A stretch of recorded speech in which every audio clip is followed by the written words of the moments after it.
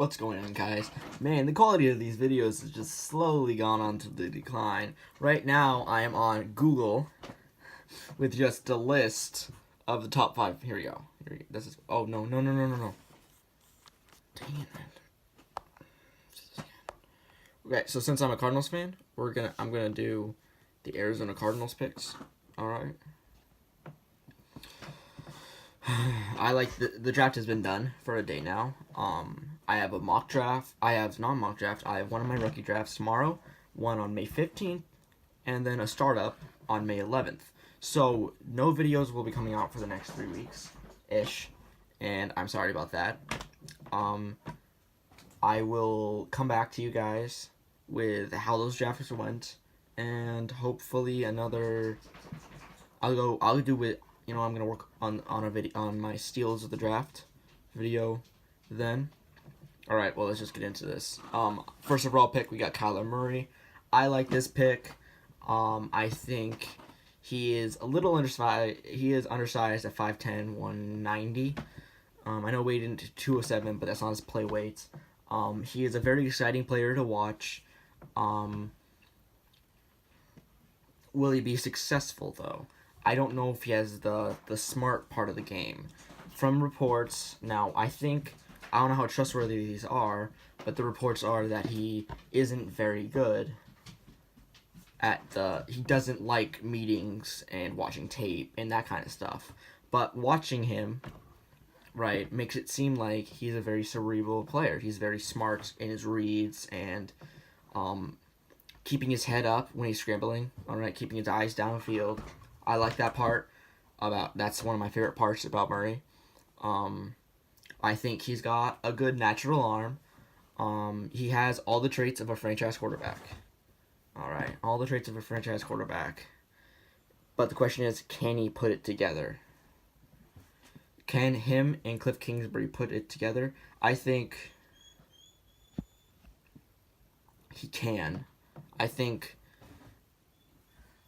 Kyler Murray can. I'm sorry, guys, my dog.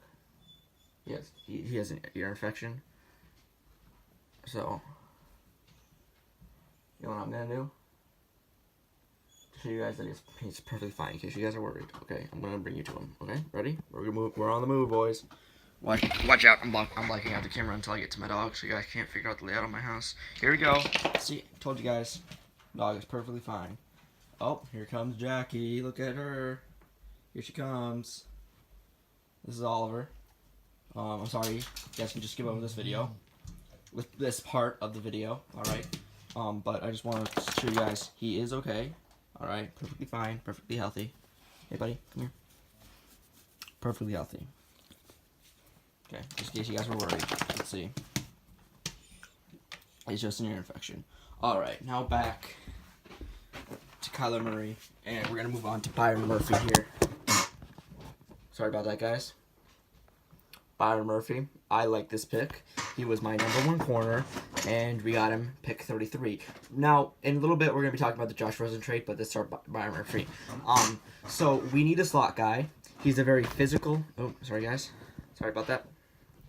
Okay. He's a very physical corner who is not afraid to tackle and good in run support. He's also very good in zone. He's okay in man, but good in zone, and Vance Joseph has a very zone-heavy defense.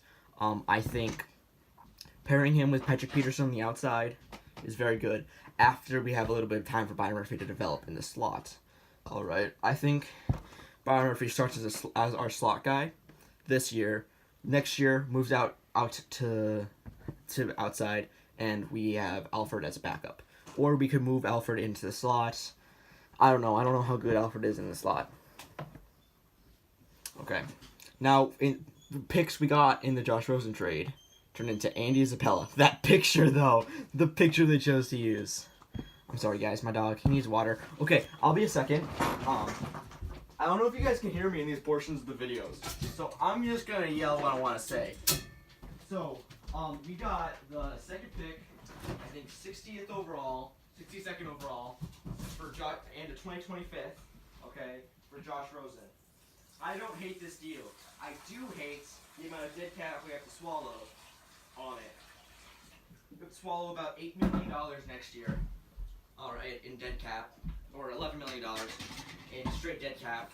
The cap charge is $8.2 million, while Josh Rosen in Miami is only $1.2 just next year.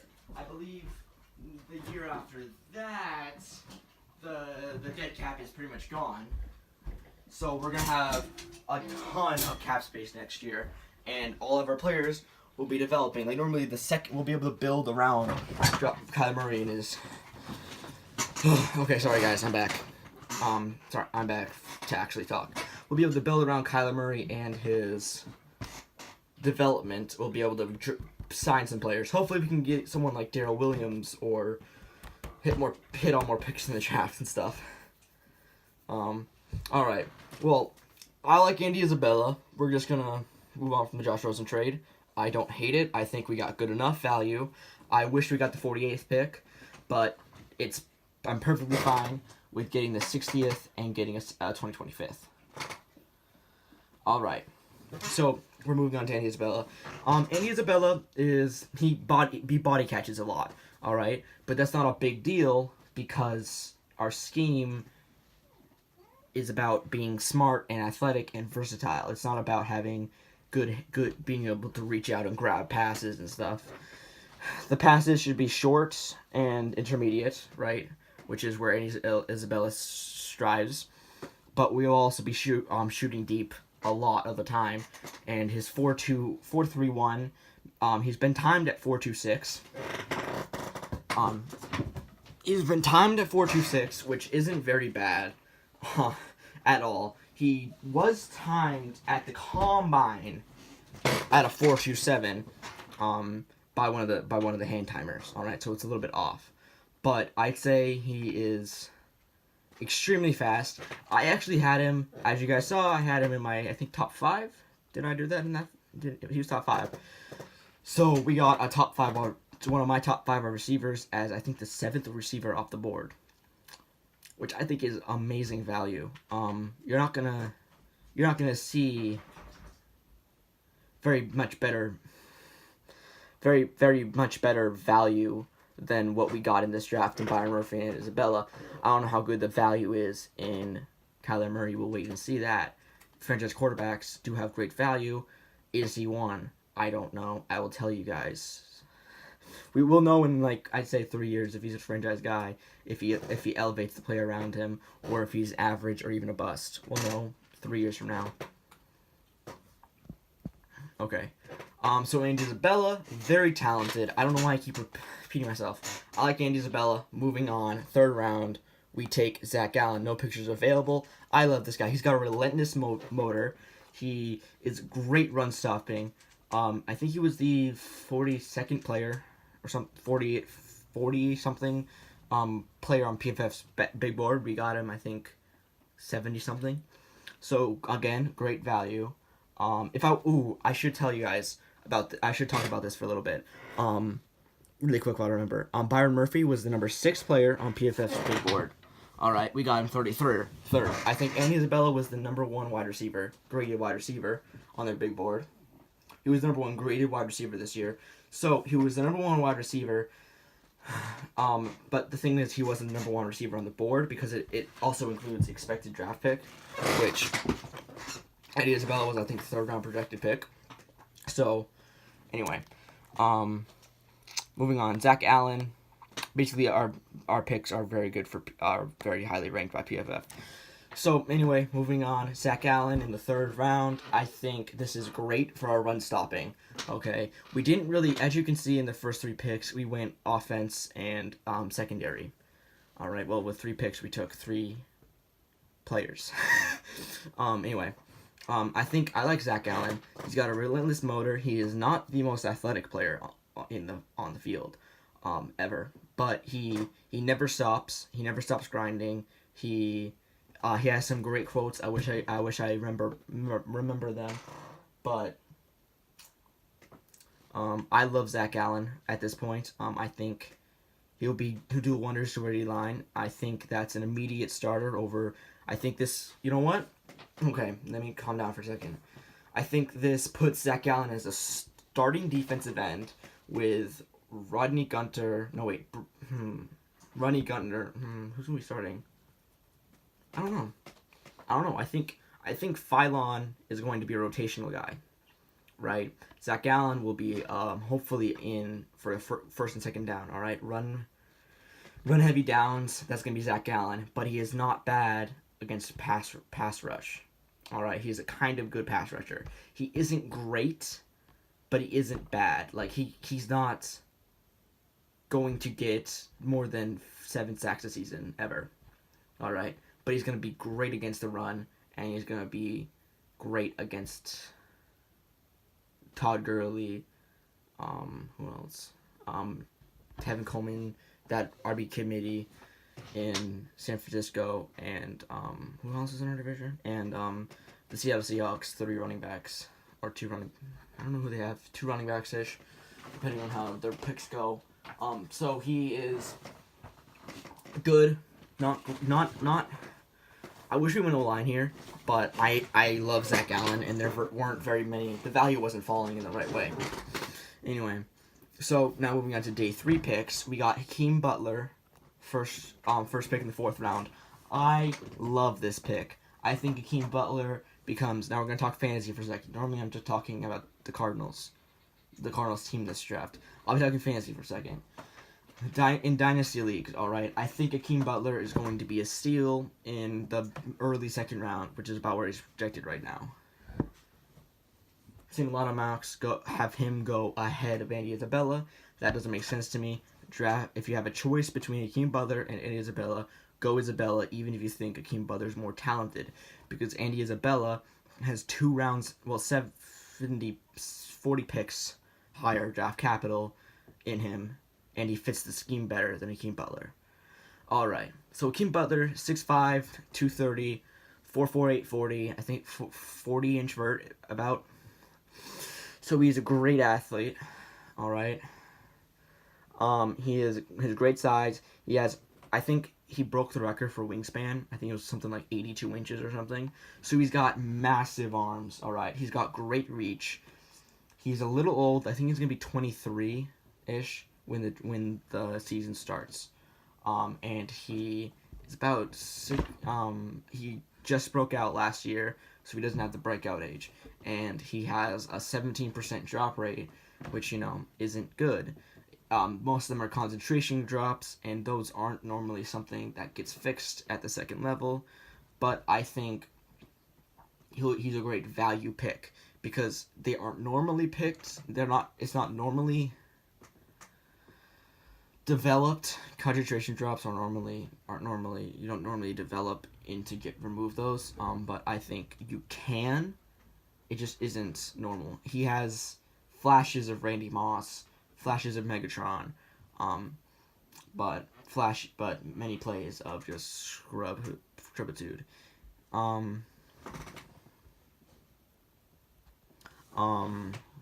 He reminds me of Chad Williams, not as a player or anything. Just he has drop issues, but if he can put it all together, like as a prospect, he'll be great. Chad Williams didn't put it all together.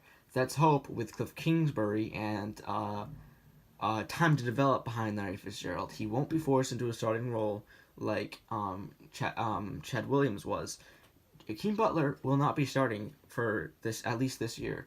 We may be doing a lot of 4 wide receiver sets, but I think him and Kevin White or Damiere Byrd, I don't know how that depth chart is going to roll out, are going to be splitting time. I think Hakeem Butler is going to come in.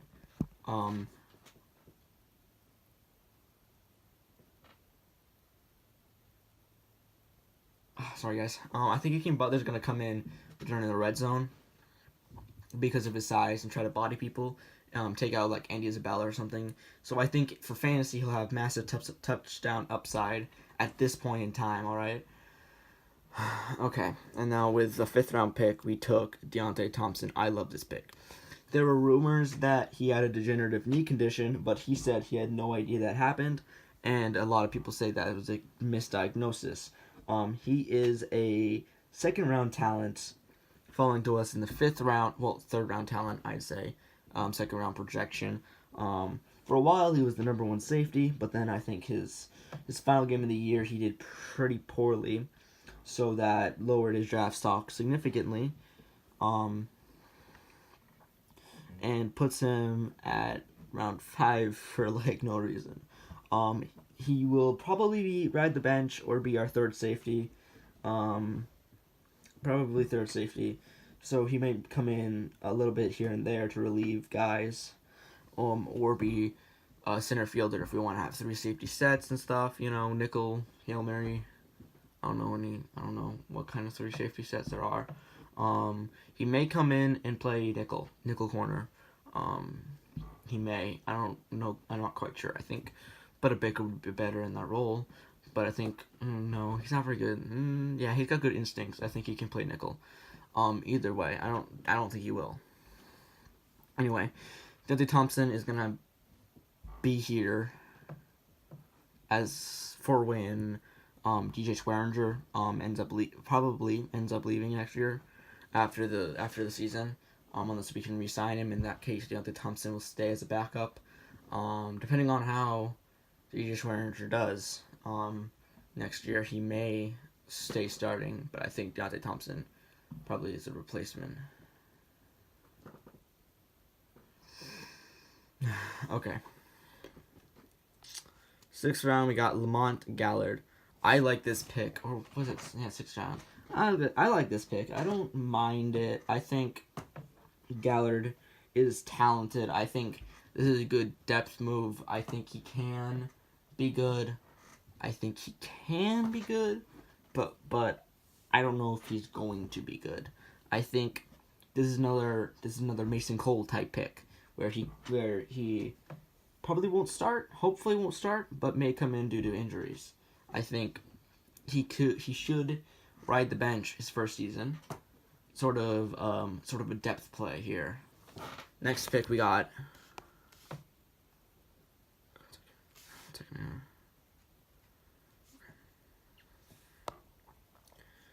Got Michael Dogby. I like this pick. I like Michael Dogby, mainly because of his name, and he looks sick. I think he's a good run defender. So we get another run defender. We got a lot of run defenders.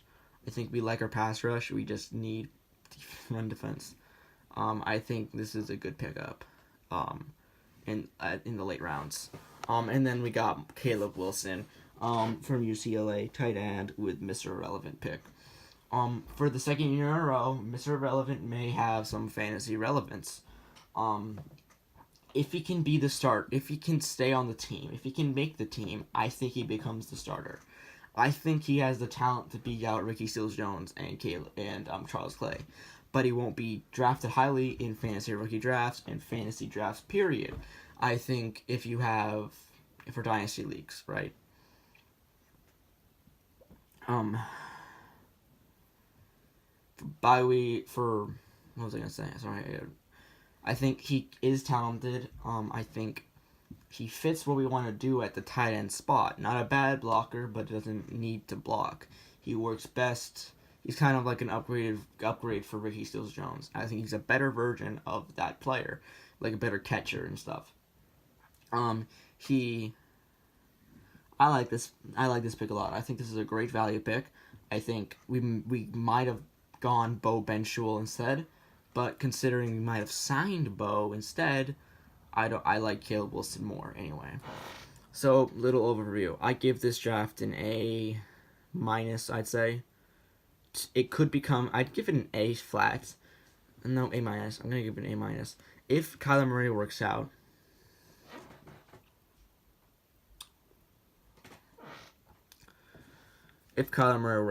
alright.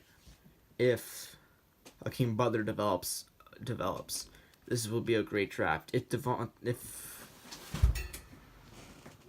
Deontay Thompson is who we think he is, this will be one of the best drafts we could have had. Now there are 3 ifs. If Kyler Murray's a franchise quarterback, if Hakeem Butler develops, if Deontay Thompson doesn't actually have a degenerative knee condition. I love this draft. All right, we got. Oh wait, this doesn't even include a pick. No, this is missing one. Dang it! Okay, I'll say it for a little bit. Okay, so it's missing Keyshawn Johnson, who I think is a great pick. I don't know why I didn't include it. I think he was the third wide receiver we took. He doesn't really have much fantasy relevance. He might not make the team. I think it's a good depth move. He's an upgrade from Trent Sherfield and Chad Williams. This kind of means Demir Bird, Chad Williams, and Trent Sherfield are also Jalen Tolliver, some other guys are on the chopping block. If they can beat some players out, and we may run with 7 wide receivers, I'd say. The wide receivers being Larry Fitzgerald's guaranteed, Christian Kirk's guaranteed. I think Kevin White has a good chance, which would be 3. Then I think Andy Isabella, Hakeem Butler are guaranteed spots, which means right now we have 2 spots up for grabs, and we have 13. I'd say 7 wide receivers is the max. All right. So that means we have 13 wide receivers on the roster and 7 going into the season. I think Keyshawn Johnson could make the team. If he makes the team, that means we might only keep Kevin White or Demir Bird.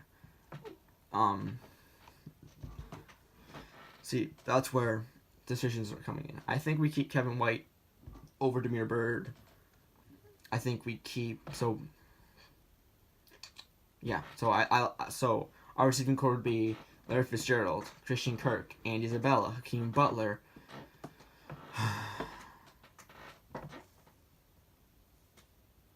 I forgot, guys. Guess I forgot who we have.